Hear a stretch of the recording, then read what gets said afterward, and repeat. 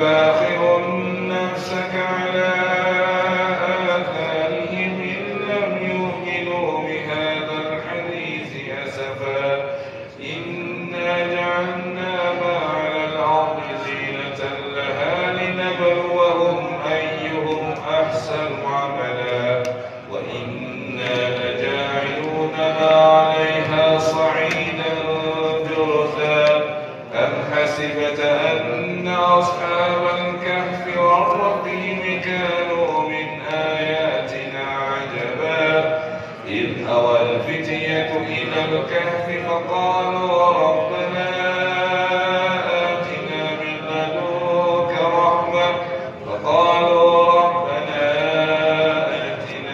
لدنك رحمة وهيئ لنا من أمرنا رشدا صدق الله العظيم. Yang dimuliakan Tuan Imam, Alhamdulillah, Tuan Haji, Puan Hajah, Tuan Haji, Bukan Hajah, ibu-ibu, ayah-ayah yang dirahmati serta dimuliakan oleh Allah Subhanahu wa taala. Alhamdulillah, syukur kita kepada Allah Subhanahu wa taala limpah kurniaan hidayahnya pada pagi Jumaat yang penuh barakah ini. Seperti biasa, kita menyambung kuliah fiqh ibadah khusus membicarakan mengenai tentang isu-isu yang timbul di dalam solat berjamaah, khusus daripada kitab Qawaid fi Ahkam al-Ma'mum wal Imam karangan Syekh Iman. Ya. Dan lanjut kepada bicara melalui kitab ini mengenai tentang isu apa tuan-tuan? Mengenai tentang hukum. Apakah hukum hukum mengulangi membaca Fatihah di dalam solat? Ulang dulu. Dia mengulangi bacaan Fatihah di dalam solat ini secara umum adalah dia mengulang-ulang. Mungkin beberapa ayat di dalam surah Al-Fatihah itu diulang ayat tersebut. Mungkin membaca apa kata mungkin ada asbab yang tertentu, ataupun dia mungkin mengulangi ayat dalam surah Al-Fatihah itu asbab dirinya terlupa membaca kalimah, ataupun terlupa membaca tertinggal ayat di dalam surah Al-Fatihah. Jadi di sini disebutkan juga apakah hukum mengulangi Fatihah tersebut. Baik, disunatkan mengulangi membaca Fatihah di dalam solat pada beberapa tempat, di antaranya pertama, jika makmum membaca Fatihah dahulu daripada imam. Ini situasinya, jika makmum membaca Fatihah dahulu daripada imam, disunatkan dia mengulangi kembali Fatihah tersebut. Kalau dia dah baca Fatihah, imam belum habis lagi baca Fatihah, tapi dalam masa yang sama dia dah habis dah, sempurna dah bacaannya, maka sunat kembali dia membaca surah Al-Fatihah selepas imam membaca amin. Habis dia bacaan amin, kan kita selepas itu kan kita baca Fatihah. Jadi kalau dia dah baca sebelum itu, maka ulangi kembali itu hukumnya adalah sunat. Ya.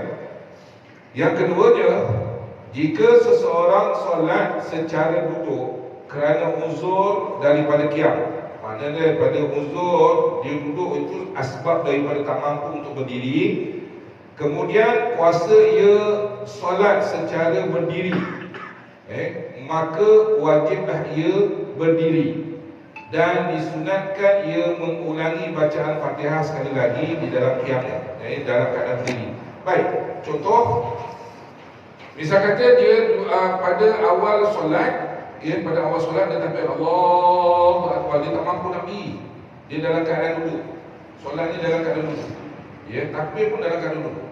Tetapi dia merasakan selepas imam membaca Fatihah tu, dia dah baca Fatihah tu, dah baca, dah tak ada salah. Tapi selepas imam baca Fatihah, imam mungkin baca beberapa ayat di dalam Al-Quran, tapi dia merasakan diri ni boleh berdiri. boleh berdiri pada ketika dalam solat tadi. Jadi dia berdiri, wajib dia kena berdiri kalau dia ada berkemampuan untuk berdiri.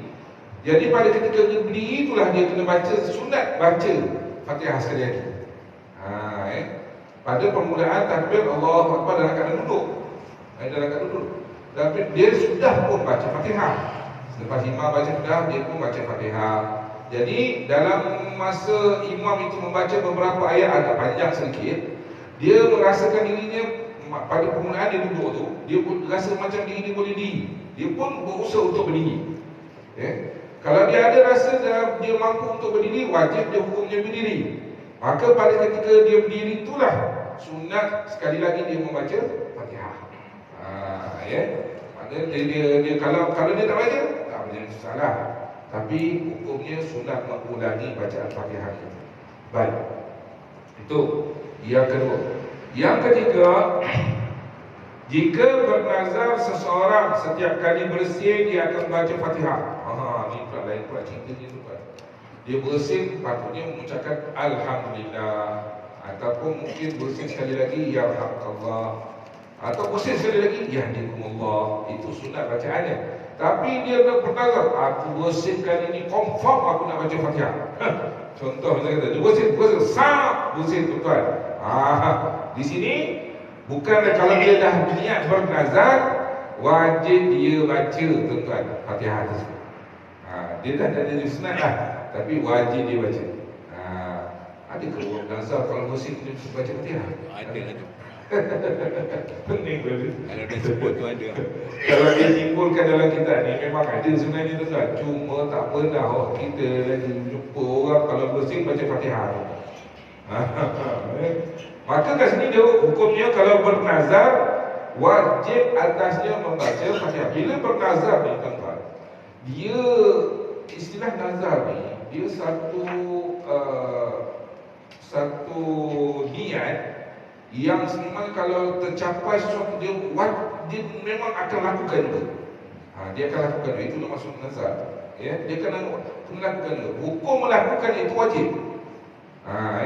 Tidak boleh tidak, wajib hukumnya. Jadi kalau dia memang ada bernazar untuk kalau dia bersin dia nak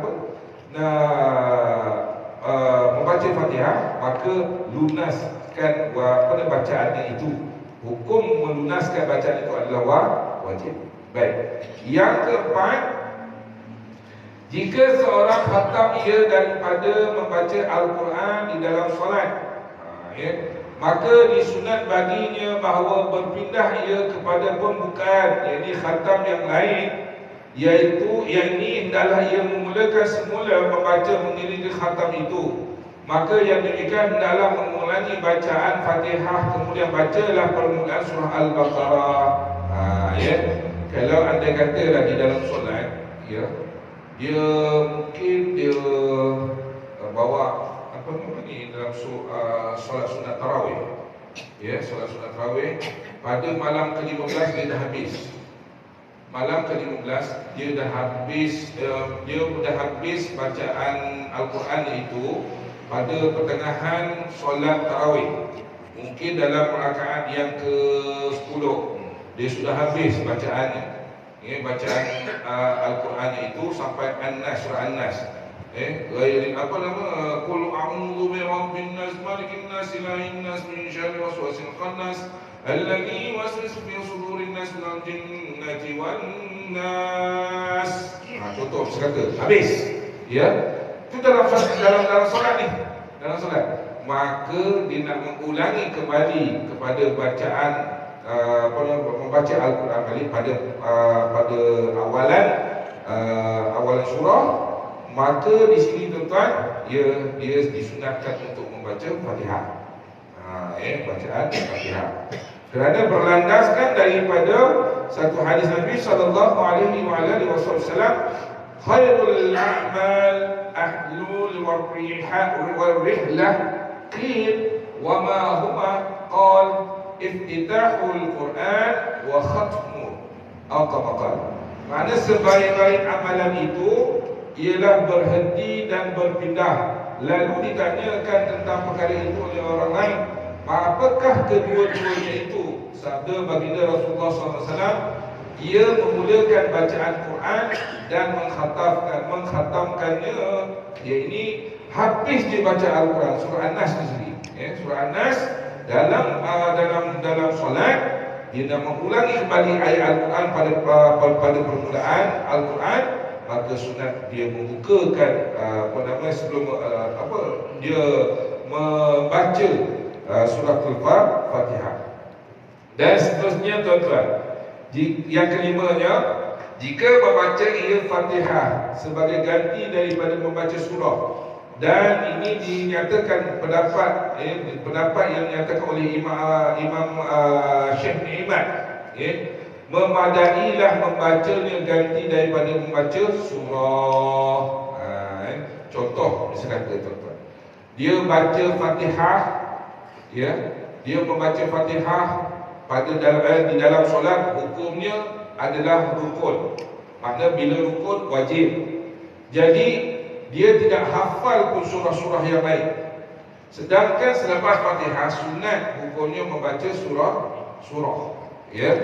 di dalam Al-Quran yang mana dia hafal. Tapi dia tak hafal tuan-tuan.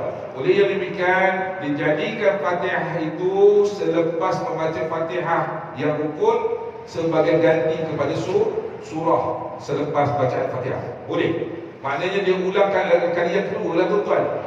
Bila diulang kali yang kedua selepas bacaan Fatihah itu, maknanya membaca Fatihah itu kali yang kedua, bacaan kali yang kedua itu adalah hukumnya sunat sahaja. Sunat sahaja. Contoh dia habis dia baca Fatihah, ghairil maghdubi alaihim waladdallin. Amin. Jadi dia tak hafal surah yang lain, dia ingat surah Fatihah. Dia ulang kembali surah Fatihah itu.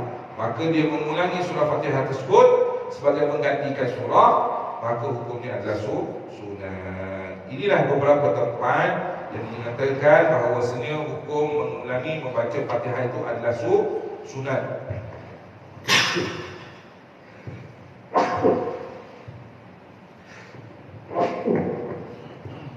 Melainkan, ini tadi saya kongsikan dengan ada saya nazar nak baca Fatihah tu kan. Ada lah saya baca Fatihah tak ada. Baik. Jadi itulah beberapa tempat beberapa keadaan yang hukum mengulangi bacaan Fatihah itu adalah sunat. Baik. Seterusnya tuan-tuan yang mati Allah sekalian, yang lanjut kepada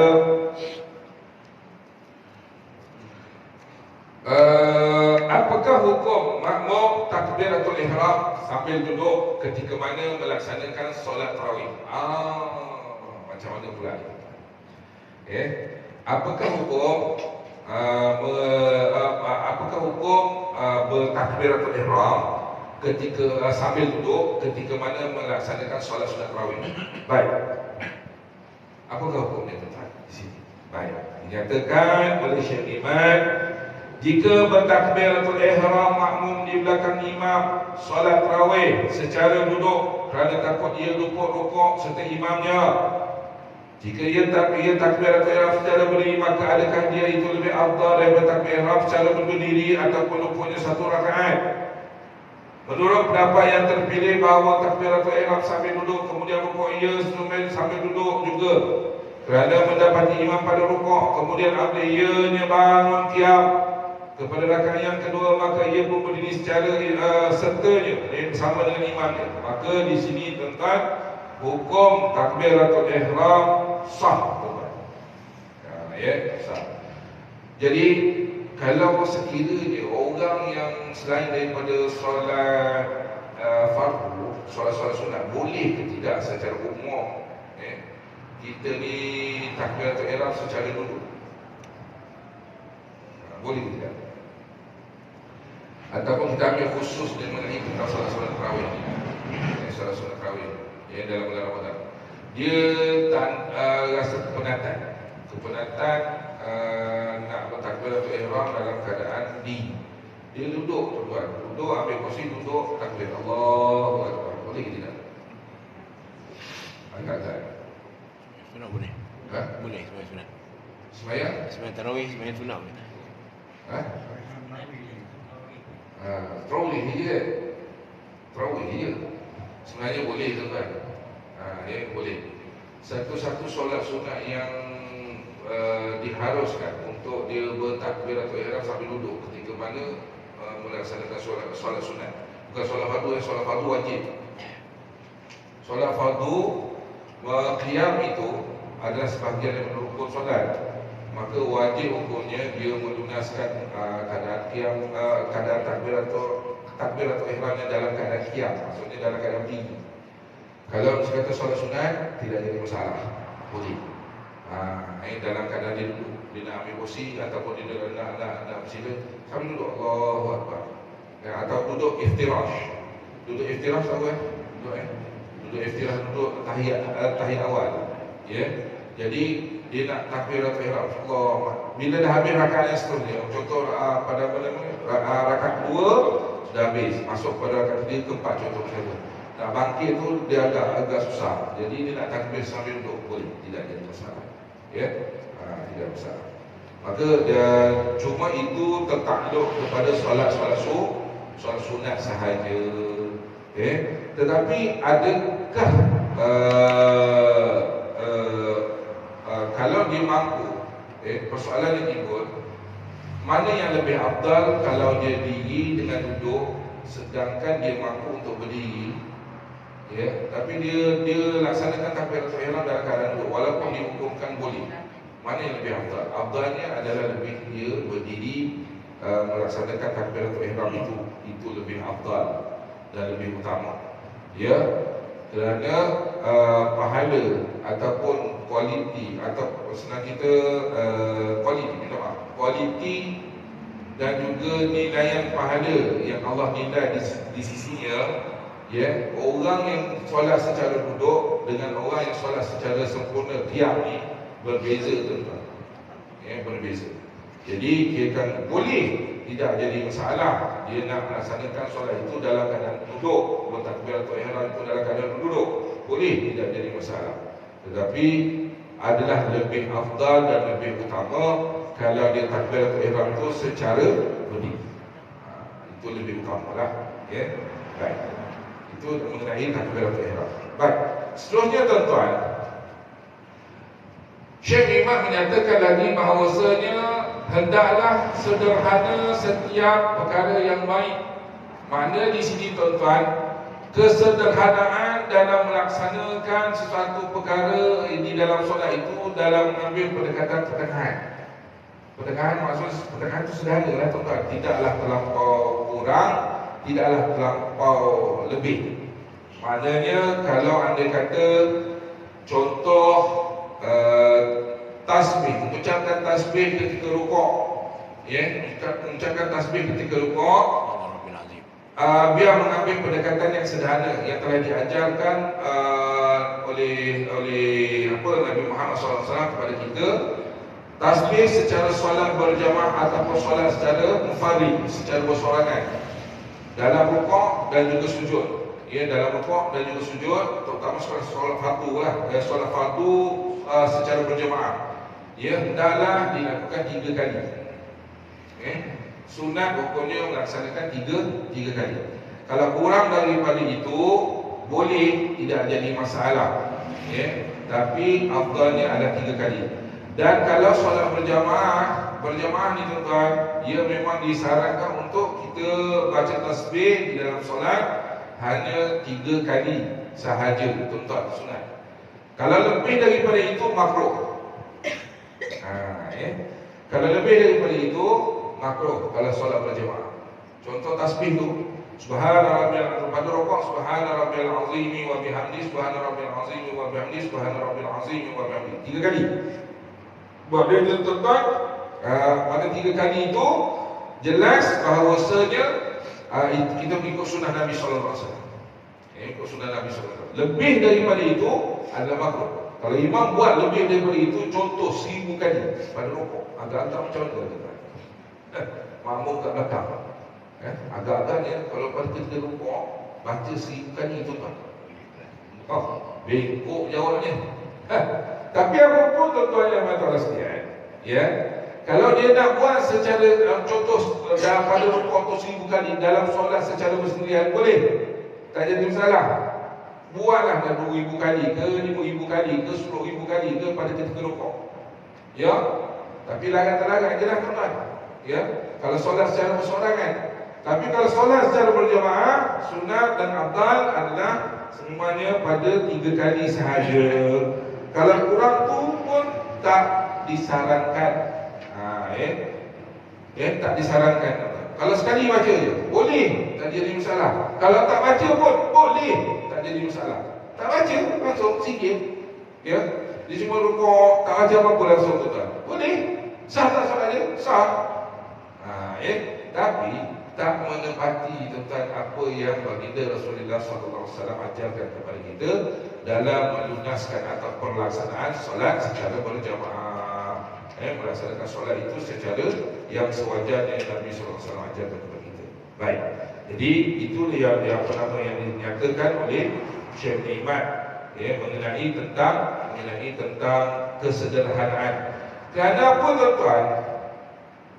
Kalau kita lihat balik apa yang dinyatakan oleh Syekh Iman tuan-tuan, sesungguhnya Allah Ta'ala perintahkan kita ini dengan bernafkah, contohnya nafkah dan juga berdoa.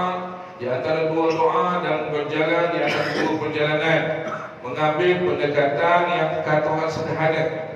Banyak ayat-ayat Al-Quran Allah nyatakan kepada kita setiap perbuatan kita itu tidaklah terlampau kurang ataupun tidak terlampau lebih.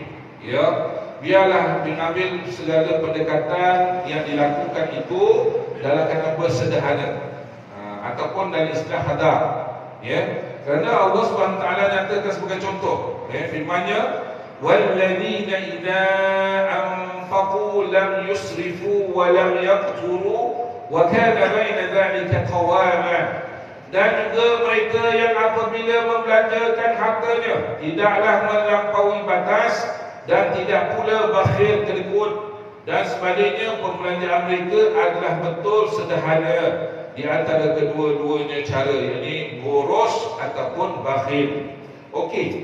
Jadi ini adalah salah satu contoh bahawasanya Allah Subhanahu Wa Taala menyatakan kepada kita setiap perilaku yang kita lakukan adalah dia mengambil pendekatan yang sederhana. Tengah-tengah tuan-tuan. Tidaklah kalau ini dari segi contoh dari segi harta je. Kalau seorang itu memiliki harta, janganlah terlampau boros sangat. Bila terlampau boros sangat, maknanya kita membazir. Dan janganlah terlampau kedekut sangat. Apa nama ni istilah tak itu masin. Maka di sini pun Allah sangat murka.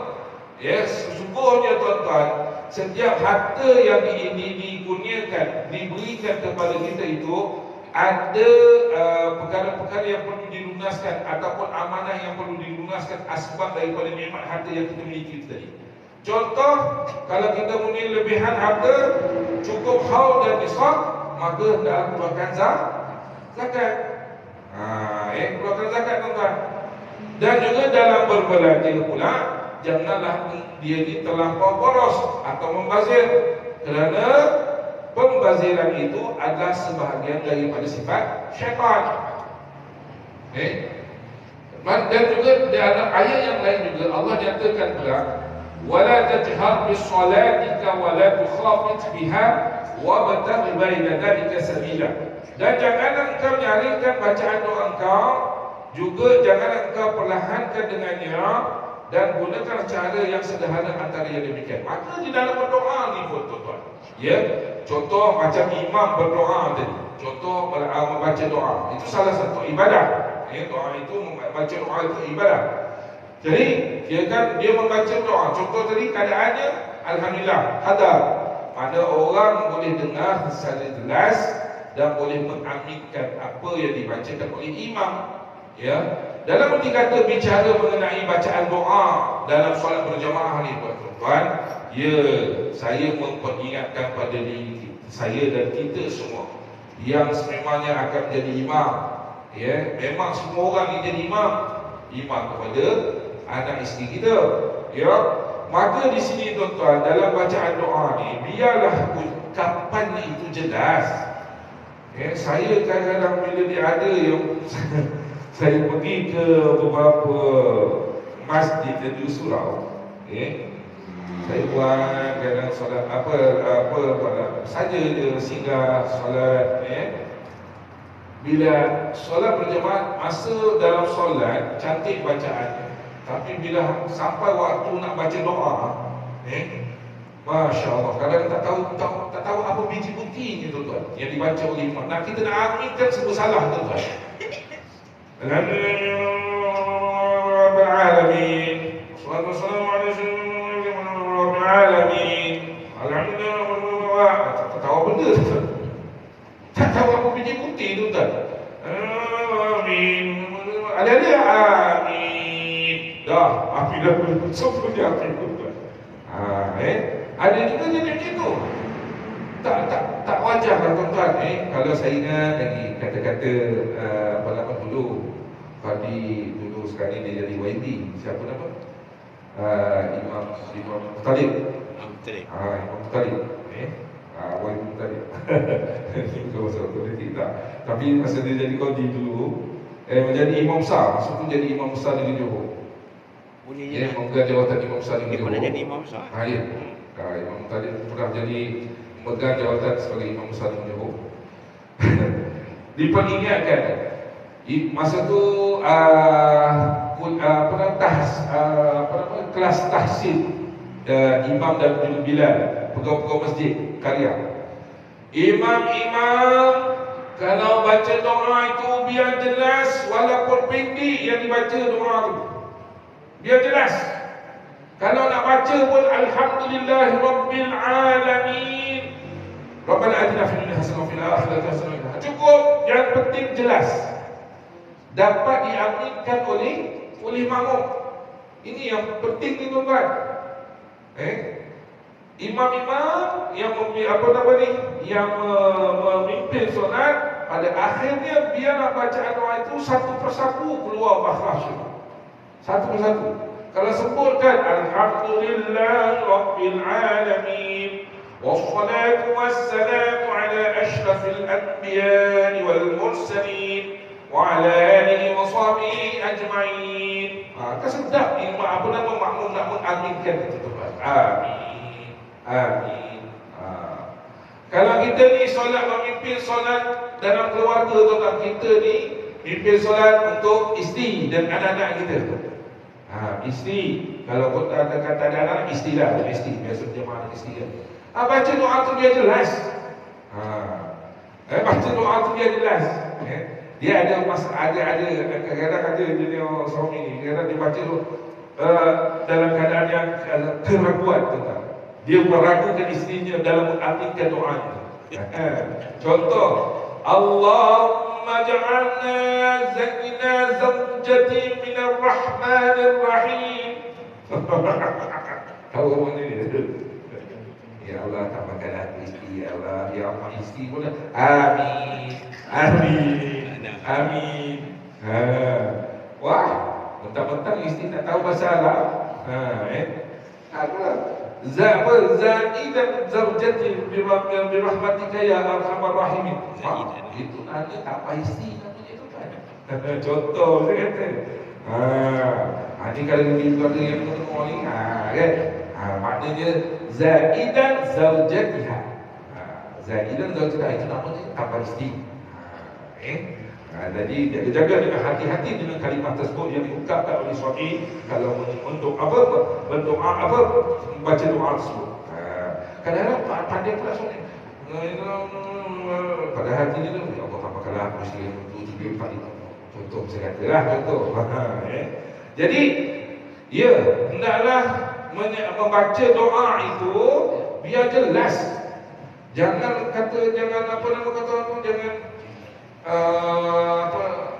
tidak jelas bacaannya. Kerana apa tuan-tuan?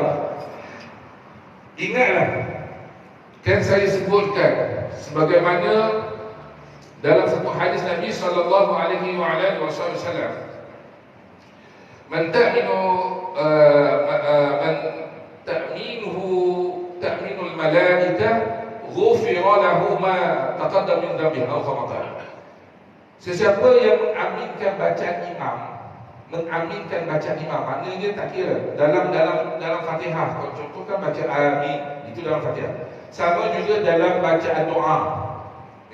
Membaca amin, imam habis dibaca amin. Contoh Allahumma ja'alna, Allahumma ja'alna, Allahumma ja'alna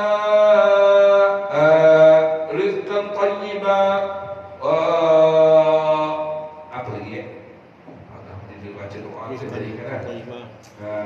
Wa amalan Wa amalan mutaqabbala.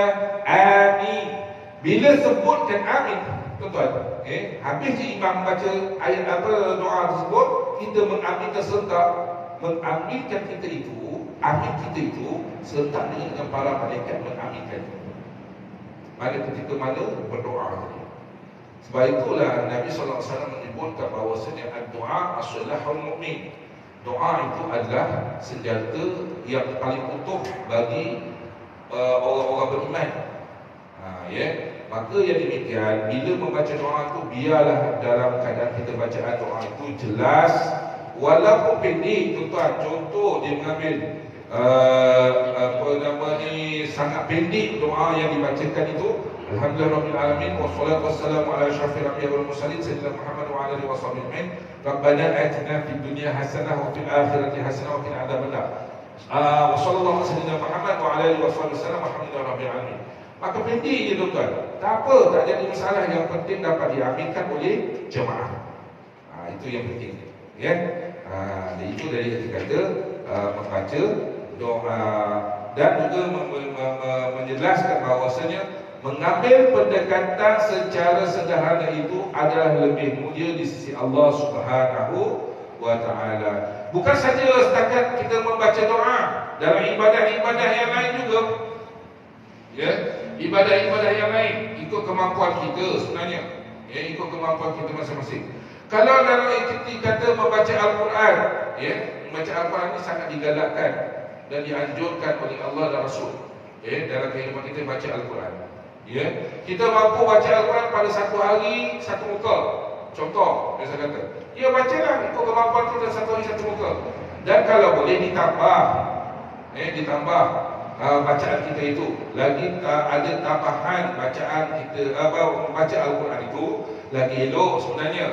Jangan pula salah sangka kita bersederhana ustaz, baca Al-Quran kita tak. Sebenarnya tuan-tuan, bersederhana yang dimasukkan di sini jangan melampaui batas, jangan sampai menyiksa diri dalam kita melaksanakan ibadah. Allah tak suka seperti itu apa? Allah tak suka kita melaksanakan ibadah sampai menyiksa diri. Sedangkan Nabi sallallahu alaihi wasallam ada menyatakan dalam satu hadis, ditanya melihat seorang sahabat melaksanakan puasa tiap-tiap hari. Mengenai ibadah puasa itu salah satu ibadah. Tiap-tiap hari tuan-tuan, sampai tak makan tak minum. Itu melampaui batas apa? Nabi SAW sebutkan, aku ni adalah seorang Nabi, aku ni seorang kekasih Allah, aku ni adalah seorang Rasul Allah. Maka aku semuanya, aku hidup dalam keadaan aku hidup makan. Time waktu aku makan, time minum. Time aku beribadah, Dan time aku masa aku berkahwin, masanya ada aku untuk berkahwin, aku menikah. Nabi ajarkan kepada kita jangan sampai melampaui batas dalam melakukan apa saja amal ibadah. Contoh tak ditambah-tambah tuan-tuan. Contoh apa? Ditambahkan solat 4 Isyak daripada 4 rakaat kepada 10 rakaat. Itu melampaui dah tuan-tuan. Itu tak diterima. Maka Allah Subhanahu wa ta'ala menyatakan kepada kita jangan mengambil pendekatan melaksanakan ibadah itu melampaui batas. Kerana orang yang melampaui batas ini semuanya orang yang pecundang. Dan juga orang yang terlalu meringankan sesuatu ibadah pun diancam juga oleh Allah Subhanahu wa ta'ala. Sebagai contoh, mengambil ringan tentang melaksanakan solat. Ini kan dah terlalu ringan pula. mengambil ringan tentang pelaksanaan solat fardu sampai tak melaksanakan sungguh solat tersebut, maka dah jadi berdosa tuan-tuan. Maka Allah Subhanahu Wa Taala menyarankan kepada kita agar mengambil satu pendekatan yang tengah-tengah, sederhana, ya, dan juga dalam masa yang sama istiqamah. Istiqamah itu sangat penting. Yang berterusan amalan tersebut. Supaya apa? Supaya ini dinilai oleh Allah Subhanahu Wa Taala dengan nilai yang terbaik di sisinya. Amin. Baik. Itu mengenai tentang pendekatan bersederhana di dalam setiap apa sahaja amal ibadah yang dilaksanakan, termasuklah dalam erti kata melaksanakan ibadah solat. Okey, baik, saya bukakan ruangan untuk tuan-tuan bertanya. Sekiranya ada pertanyaan, silakan. Kalau ada kemuskilan ataupun apa-apa saja perkara yang rasa muskil ke apa ke, boleh bertanya, silakan. Saya beri ruang, silakan. Ya. Tentang baca mana ibadat kan. Sekiranya imam dah habis baca tahiyat akhir, tapi makmum masih rukuk sujud lagi. Apa hukumnya? Imam Imam dah habis tahiyat akhir lah. Ya. Tapi Ya. makmum masih sujud lagi. Sujud lagi. Ya. Okey, baik. Sebenarnya perbuatan itu tidaklah membatalkan solat, tetapi makruh. Ya, makruh. Kerana apa? Ingat, tuan-tuan ya. Sesungguhnya kita ni sedia maklum bahawa imam itu adalah sebagai pemimpin wajib ikut. Ya, seperti mana hadis Nabi SAW, ju'ilul imam yu'tamma bihi atau kama qala. Maknanya imam itu dijadikan sebagai pemimpin di dalam solat, wajib ikut hukum. Maka pada ketika solat berjamaah, bukan solat secara munfarid, secara bersorangan. Pada ketika mana dia solat berjamaah, ya, maka kalau imam rukuk, dia rukuk. Kalau imam sujud, dia sujudlah. Dan pada ketika imam dia membaca tahiyat akhir, dah duduk tahiyat akhir, dia duduk tahiyat akhir lah. Tak salah tuan-tuan. Memang dalam satu nas menyatakan afdal berdoa di akhir sujud. Afdal doa akhir sujud. Itu kalau kita boleh laksanakan selepas habis dia baca tasbih, dia sujud yang terakhir, kita nak baca doa yang pendek. Kerana sebab kita solat berjamaah. Itu lebih aula dan lebih aula dilaksanakan mengikut imam. Ya. Tapi kalau dia imam dah beri salam sampai dia beri salam, ya, maka perbuatannya itu makruh. Ya, perbuatannya itu makruh. Ya, boleh demikian. Ya. Eloknya kalau imam itu duduk duduk tahiyat akhir, dia cepat-cepat dia sama juga melakukan yang demikian. Duduk tahiyat akhir dan membaca tahiyat. Ya.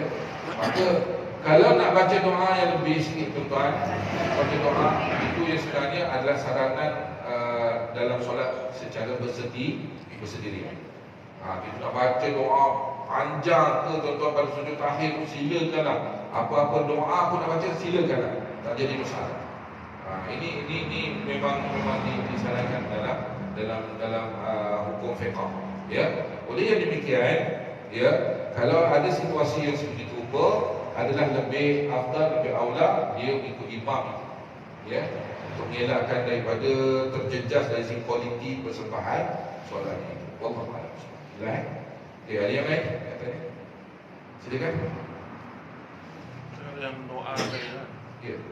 Doa dalam solat selain ayat-ayat dalam solat je lah. Itu boleh kuat ke tak boleh? Boleh lapaskan ke dalam hati? Kalau ianya berdasarkan kepada ayat Al-Quran, hadis-hadis Nabi, zikir-zikir dalam bahasa Arab, ya, boleh dijaharkan. Maksudnya baca tu jangan yang terlalu, boleh diucapkan. Tapi kalau dia doa daripada zikir, daripada Al-Quran sekalipun, dia baca je dalam perkataan Melayu. Contoh misalnya kata tuan-tuan, sunat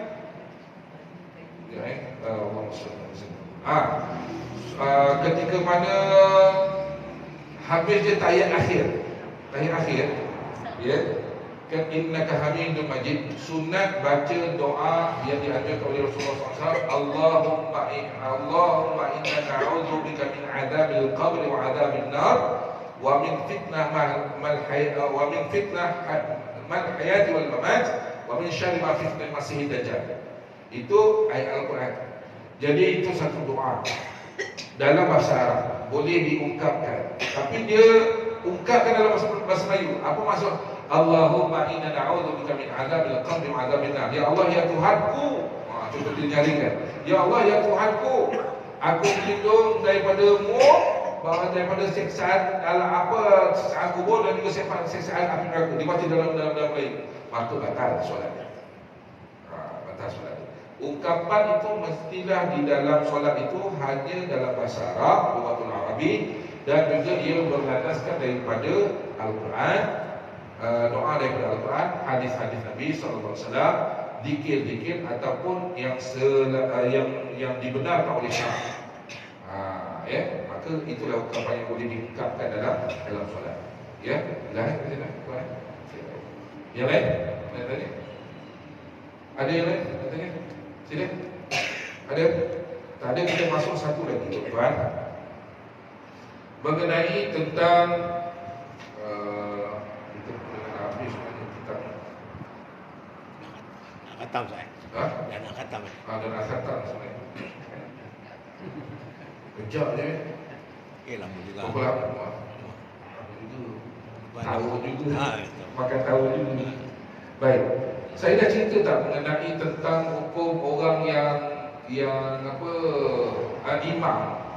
Apakah hukum imam membaca ayat sajadah sampai ayat tadi ayat sajadah apa? La yastakbiru. La yastakbiru. Kan imam patutnya sunat sujud sajadah. Tapi berubah menjadi rukuk. Dia tak sujud. Dia tak sujud, tapi berubah jadi rukuk. Apa hukum? Saya dah cerita tu tentang tak apa-apa. Ulang balik dah. Boleh. Okey.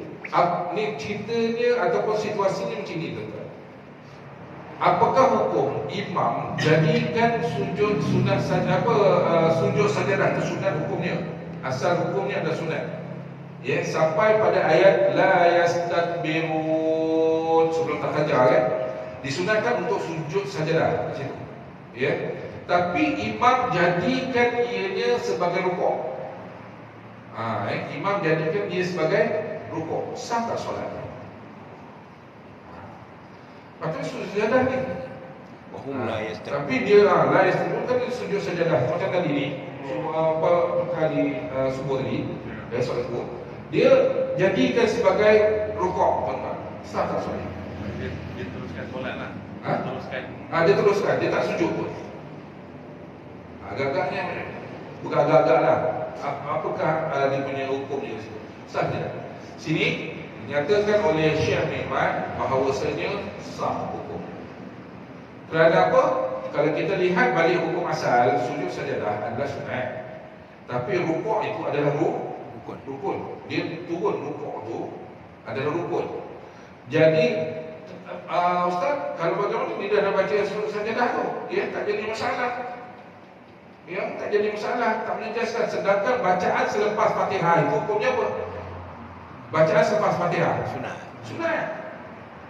Maka ayat sajadah tu kita baca itu sunat. Tapi dia kena beritahu makmum. Kebiasaan memang sujud. Itu nanti belum masuk lagi syuruk. Ni kita settlekan tentang imam lagi semua. Semua dah handbrake dah, tak makan dah. Semua dah duduk ke bawah. Itu nanti dulu.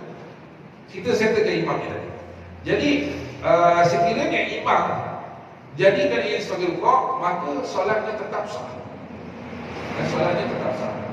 Ya, kerana sesungguhnya pada ketika itu dia ingat ke tak ingat, tapi memandangkan rukuk itu adalah wajib. Dia bukan sengaja lah. Dia bukan sengaja. Ceritanya bukan sengaja. Dia tak sengaja. Tak sengaja. Tapi dengan sengaja pun, kalau dengan sengaja pun sah solat.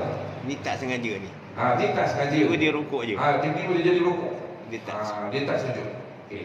Jadi solat imam itu tadi sah. Baik, berbalik pindah kepada makmum. Makmum pun handbrake tak makan, terus sujud terus solat. Sah sekali. Ingatkan imamnya sujud, rupanya dia rukuk. Jadi apa tindakan bagi makmum? Bangkit semula dan mendapati imam pada keadaan semasa. Maknanya pada kalau ketika imam itu rukuk, dia rukuklah juga tuan-tuan.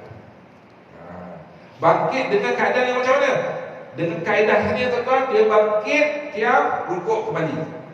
Kiam dulu. Kiam dulu, rukuk kembali. Gitu maksudnya tadi. Itu dia makmum yang handbrake tak makan tadi. Ya. Tapi kalau makmum ikut juga imam dalam keadaan rukuk, tadi dia sama. Okey, baik. Situasi yang lain pula atau persoalan yang timbul pula yang lain, kalau makmum tak ikut. Soal apa nama sujud sajadah ni? Fadilah ni besar ni, hari Jumaat ni. Imam ni kata dia tak nak sujud ni. Tak apa, aku sujud. Contoh saya kata. Dia sujud. Ya, dia tak ikut imam. Maknanya dia ambil pendekatan mengarah sujud sajadah. Maka apakah perbuatannya itu sah solatnya ataupun tidak? Tak. Batal. Batal. Kerana apa? Kerana mengikut imam itu adalah wajib. Batal terus kan? Batal. Kalau turun nazilah, Ya. kalau turun nazilah, zaman PKP kan kita selalu buat cerita. Ya. Saya ada kat Pontian dulu. Ada pakcik ni memang tak nak ikut lah. Dia jelas tak nak. Kata ini bukan Apa ni benda kan. lah. Dia memang akan terus sujud. Dia tak nak letak tangan macam tu pun. Okey. Oh. Baik, cik. Saya anggapkan dia tidak tahulah itu hukum agama. Kalau orang tak tahu ni tuan-tuan, maka segala apa yang dilakukan itu sah. Kerana dia tak tahu. Kerana dia tak tahu. Baik. Kalau hukum asalnya tuan-tuan, ikutkan yang sebenarnya adalah sememangnya mengikut imam itu adalah wajib. Jadi kalau imam itu melaksanakan kun nazilah, Allahumma inna nasta'inuka wa nastaghfiruka wa nusni 'alaika khairakun nashkuru wa nafuruk. Contoh misalnya. Itu kun nazilah tu. Baik. Jadi dia terus je dalam keadaan dia bukan tak ikut. Maksudnya dia tak angkat pun tangan pun. Dia tak angkat, dia terus. Dia terus sujud ke apa? Terus sujud, dia tak baca doa. Dia terus sembahyang sendiri.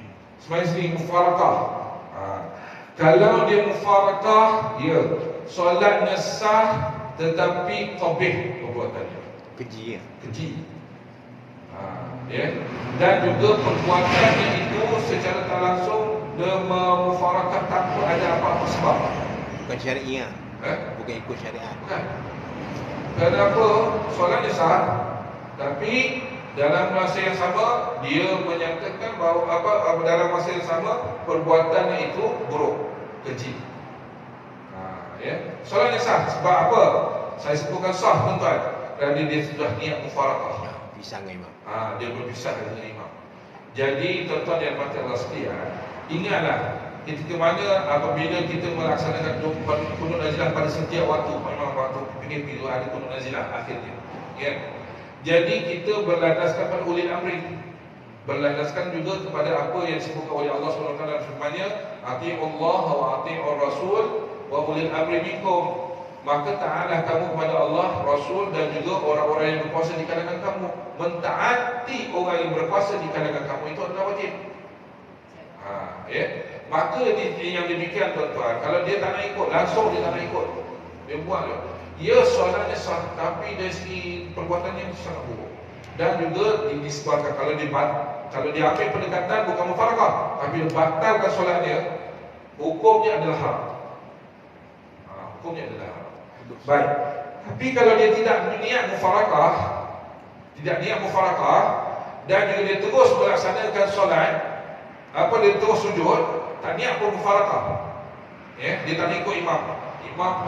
Dia tak baca, dia terus tak ada niat mufarakah langsung.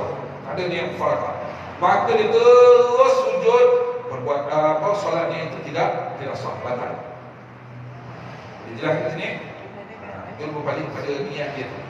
Okay, niat dia. Dia mufakat lah. Dia niat mufakat. Tak tahu, tak tanya pula orang tu. Jangan tanya. Oh, garang tak pasal. Bukan masalah garang. Afsal tengah solat, Afsal tak baca dua kunut. Batal dua tuan. Jangan buat cerita tuan. Ya, ni yang demikian. Kena faham ni kaedah dan pelaksanaan. Ya. Jadi berbalik kepada doa kunut ni, mengikut imam adalah wajib. Ya. Kalau tak ikut imam, dia duduk je tuan.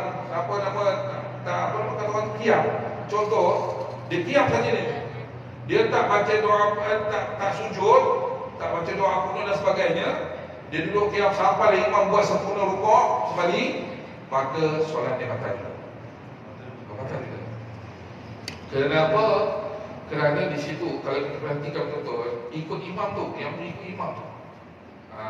Ikut imam tu. Imam tu betul baca doa kunut, dia baca doa kunut. Dia bukan dia baca doa kunut, dia tak ikut. Okey, satu tak batal lagi. Okey, tapi kalau dia sampailah dia imam tu sujud sajadah. Sujud sajadah itu doa kunut. Ni sujud sajadah ni. Sujud sajadah, minta maaf. La yastakbirun, dia tak nak sujud sajadah. Dia tak nak sujud. Dia tunggu imam sampai imam rukuk. Imam rukuk. Tapi imam sujud sajadah, la yastakbirun, tu aja sujud. Dia tak ikut imam, batal solat. Dia berdiri je. Dia berdiri je. Dia tunggu imam sampailah imam nak rukuk. Rupanya dah terbatal solat dia. Okey? Jelas Walaupun hakikatnya imam itu melaksanakan perbuatan sunat, tapi asbab daripada mengikut imam tu. Dalam peluang lagi, dalam ikutan. Okey? Jelas? Okey, ada apa-apa yang lain nak tanya? Sebelum ni saya tawakuf dulu. Ada apa-apa yang lain nak tanya? Sebelum kita tawakuf. Ada? Silakan dari sini. Kita round table. Ya, cepat. Ingat lebih dah dulu lah masa zaman sekolah, teringat lah. Kalau ayat-ayat yang sedadahnya sujud, katalah kita tak ikut, macam ibarat kita mengikut syaitan lah dulu tak nak sujud. Dia sebenarnya okey, saya cerita dari awal.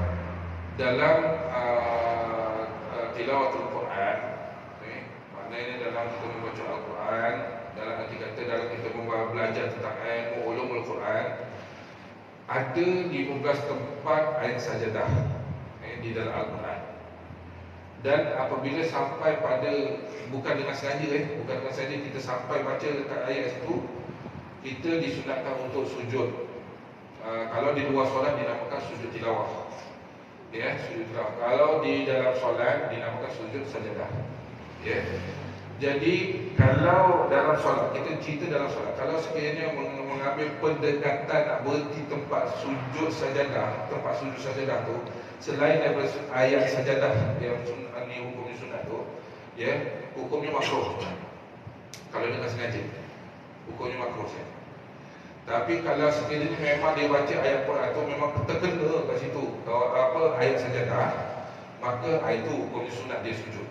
Tapi kalau dengan niat dia memang nak berhentikan ayat sajadah tu, dengan niat, aku nak berhenti ayat sajadah, aku nak sujud, hukumnya adalah makruh saja. Makruh saja. Ya. Tapi yang betul-betul sunat adalah pada ayat sajadah, iaitu pada ketika mana ayat yang ke-15 pada kesalahan saya dalam surah sajadah, iaitu la yastakbirun, itu memang ikut sunnah di pagi Jumaat. Jadi mengenai tentang perkara tersebut, kalau saya tak dengar lagi sebenarnya, berkemungkinan memang betul. Memang apa yang kalau sememangnya disebutkan dalam satu firman dalam surah Baqarah, kata saya, illa iblis aba wastakbar wa kana minal kafirin. Maknanya kesombongan iblis apabila diperintahkan oleh Allah SWT untuk sujud. Sujud maknanya untuk hormat. Sujud yang dimaksud sujud yang disebutkan situ dalam ayat tersebut adalah tunduk hormat. Mana berikan penghormatan akan kejadian Allah ciptakan Nabi Adam AS. Diperintahkan keseluruhan makhluk termasuk malaikat dan juga iblis untuk menunjukkan tanda hormat kepada